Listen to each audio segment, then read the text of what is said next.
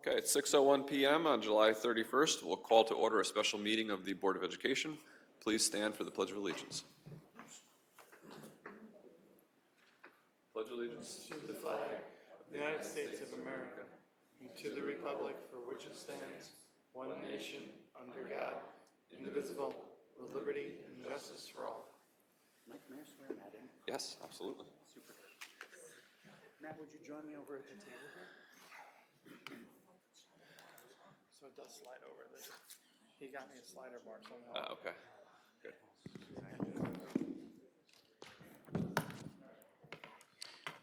Mr. Miller, please raise your right hand and repeat after me. I do solemnly swear or affirm that I will support the Constitution of the United States That I will support the Constitution of the United States, and the Constitution of the State of New York, the Constitution of the State of New York, and that I will faithfully discharge and that I will faithfully discharge the duties of the office of school board member the duties of the office of school board member according to the best of my ability. according to the best of my ability. Thank you. Congratulations.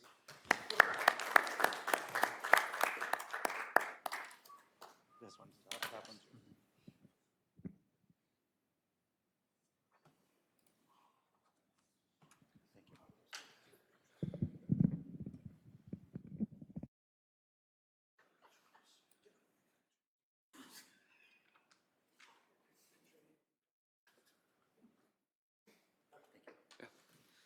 All right, the first item tonight is 1.4, motion to appoint Jesse as a temporary district clerk for purposes of tonight's meeting.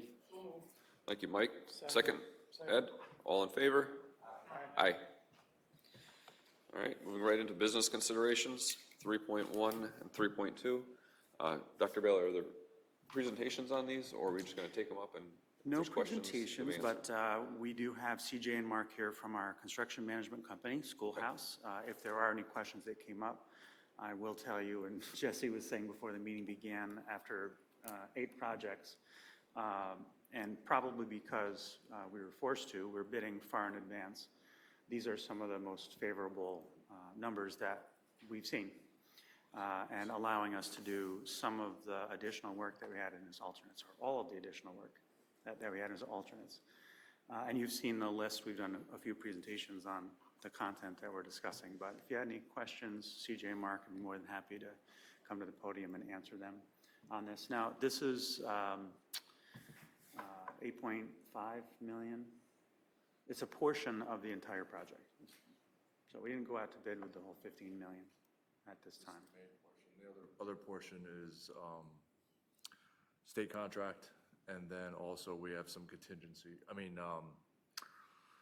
some other fees like architect fees and construction fees. Yeah. Incidentals, thank you, that's the word. That's the word. Okay, But let's it's all, start it's with all the- broken down in that document attached. Okay. Yep. So let's start with a motion for the business considerations, and then we can open it up for any discussion that might be. Got 3.1 and 3.2, Jenny? Both, yeah, 3.1 and 3.2. Okay. Second? Sorry. Ed? All right, any discussion? Maybe I missed this. How are we deciding which alternates we're doing? We're doing all of them. We're doing all of them. Okay. So before we get into that alternate, the question I have on the, Jesse, have we received the NYSERDA?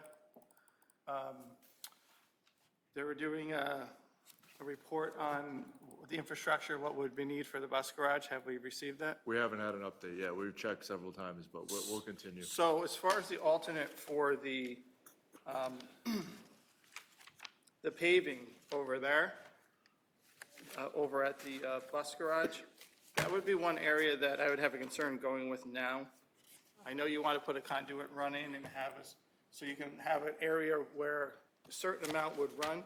But the problem is, depending upon how many we need, we'll probably space the layout of the buses. They're probably going to have to expand that where they park. Otherwise, you're going to have to move buses to the chargers and things like that. You may have to bring in more power than can fit in that conduit line. So if you pave now, you may be ripping up a lot of what you're doing. Yes and, sorry. Close.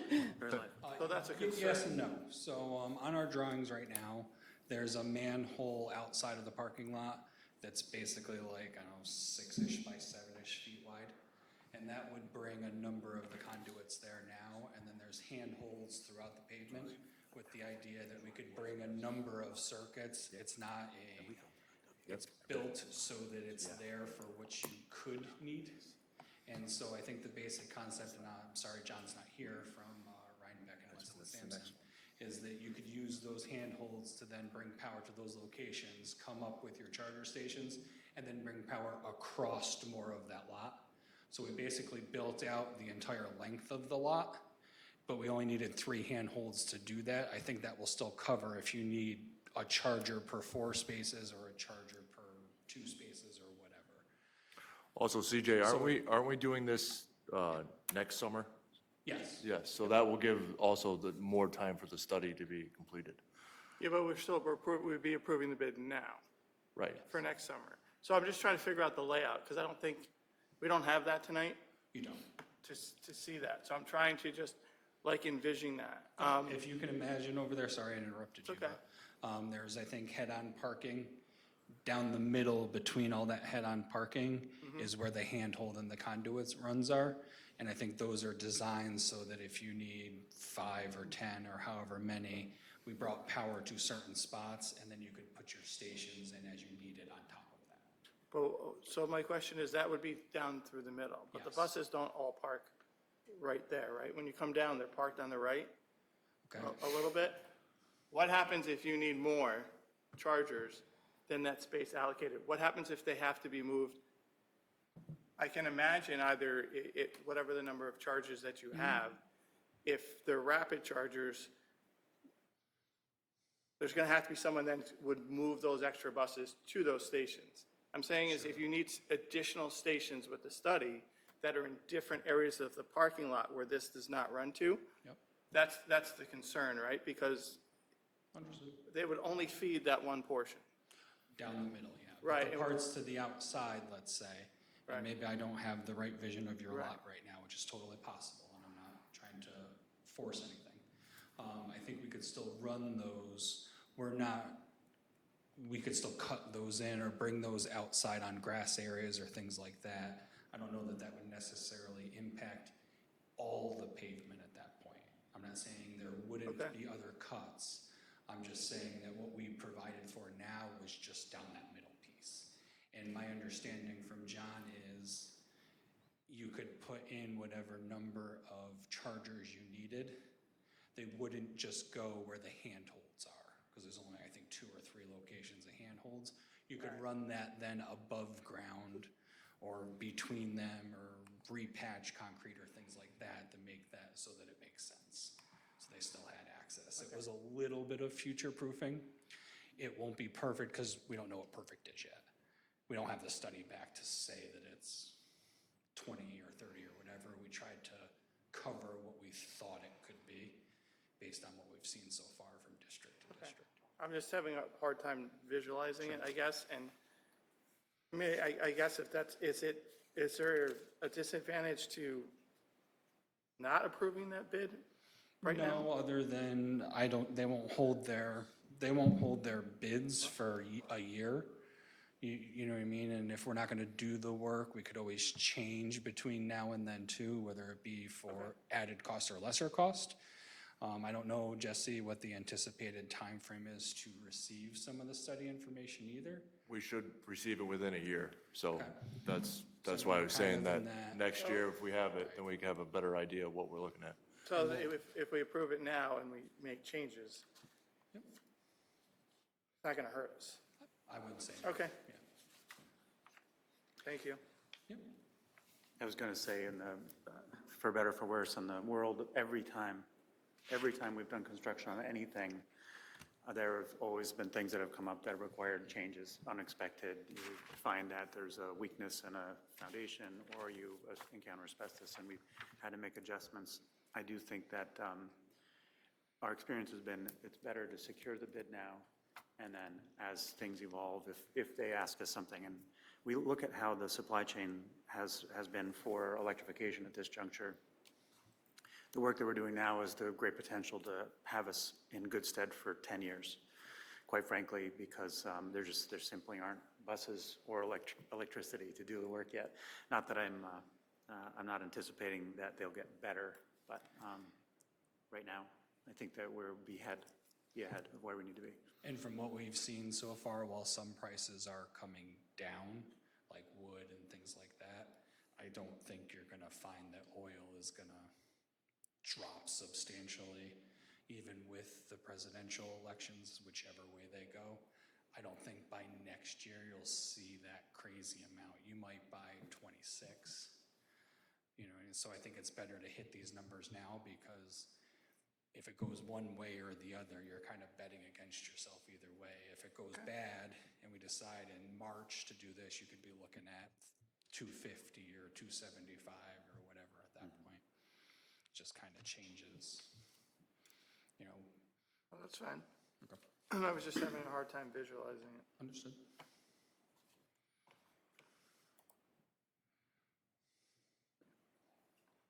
So it's probably good I'm coming in at the very end of this, but we did a major project here 20 years ago. And so when you're talking about like the unit events, is there anything in the bid specs? What sort of happened to the district was, it's basically just said unit events. So the contractor at the time, the subs, got literally unit events that were being discontinued. So within 5 years, when they started to break down, we couldn't get parts and everything, so it's been a problem for us for a long time now. Is there anything in the specs that prevents that kind of thing from happening again? What does it say in there for that kind of stuff? Not necessarily that prevents it, but typically ME Engineering is your engineers. You know, they are in contact with the vendors and things like that to make sure they're getting the most recent forms of whatever the equipment is. A lot of what we're seeing now is with refrigerant. In my last 4 or 5 years, refrigerant types have changed 3 times. To where, like, we're having trouble now with certain projects. They're stopping taking orders as of today for 410A, I think, and not taking orders for R32 till January. So now we're in this weird limbo spot where we're basically telling schools, which I don't like, hey, we got to order 410C because we can't wait till January and then wait 9 months to get it for next summer. We have to get it for next summer. But so process-wise, just if I'm hearing, I think I heard you, but we're not bidding out a specific unit. It's just unit events, and we're counting on them. When they do their bid, they've already spec'd something out. When the engineer is picking that equipment and working with the vendors, they're having those conversations. Okay. All right. Absolutely. Thank you. That's right. Certainly, we see them at their life expectancy now, but 15 years ago, it was problematic 15 years ago. I have a strange question. Has the COVID-related supply chain issues, has it actually forced that materials and supplies that are entering the market not being obsolete? You know what I mean? In other words, we had a... delays that are of the COVID era. Some of this equipment's a year out. Big rooftop units, they're a year away. Unit ventilators could be 9 months out. Yeah. Where nobody keeps anything in stock. But my hope was that no one would purposely build a piece of obsolete equipment 9 months from now. That's my hope. They went to a warehouse 25 years ago and they found 150 ventilators and were like, half price. What we're seeing now is That's what we want to avoid. nobody is doing what we call attic stock, not making a million So I things see that and as a then win. selling them off. That's got to help a little bit. Well, yes and no, because, so we're waiting for them to make the things now Yes, I instead know. of them saying, oh, you only needed 32, I got 100 of them over here, sure, here you go. You know what I mean? And we can get them in 4 weeks, which is how we were operating pre-COVID. And now they're making everything as we order it. Will they be better than COVID cars? Well, they should be. Or refrigerators, that's what I meant, COVID refrigerators. I think you're right either way. Anything with a chip, basically, from that COVID range has They'll been be better now. problematic. Can I help with anything else? No, thank you. Great. Thanks, everybody. Thanks, CJ. Anything further on 3.1 or 3.2? Okay, all in favor of approval? Aye. All right, personal considerations, we have 1. Is there a motion for 4.1? Thanks, Jenny. Second. Matt, second. Any discussion? All in favor?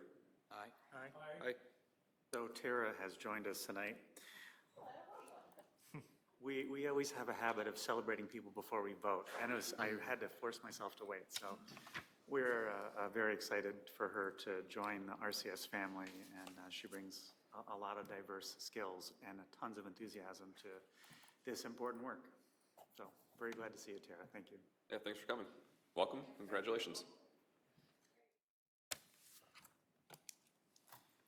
Okay, as far as upcoming activities, we have our regular meeting next Wednesday, which will be preceded by the safety plan hearing at 5:45. Yeah, and the safety plan is on our district website, so anybody who wants to take a look at that, feel free to do so. And there's a Google form if people have comments or suggestions that they're welcome to fill out. All right, and then at this point, I'm going to ask for a motion to enter into executive session to discuss matters relating to the dismissal of a particular person. Motion. Ed, motion. Jenny, second. All in favor? Aye. Aye. And there'll be no further business when we come out. Thank you for coming tonight. Here's the actual.